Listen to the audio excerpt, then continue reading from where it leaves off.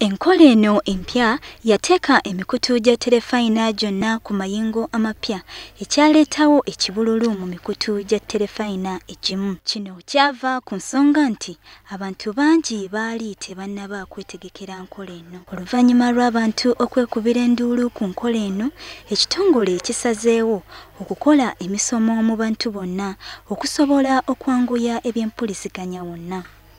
Akulira ekitongole kya UCC Fred Otuno annyonnyodde nti kino kigenda kuyamba okugonjoola obugulumbo bwonna.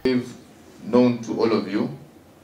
If not, I'll just give something very slight, that it is an international obligation that was set or agreed to by all the member countries of the International Telecommunications Union.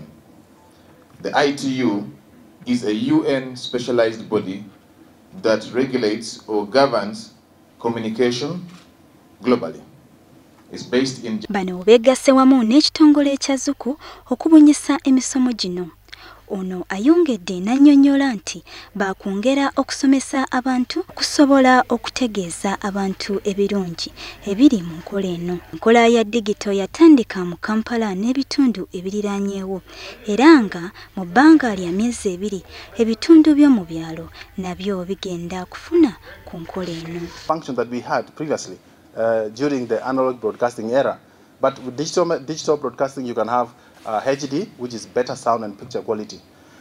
Electronic program guides. You can actually check your program guide on your TV. You don't have to wait for someone to display it.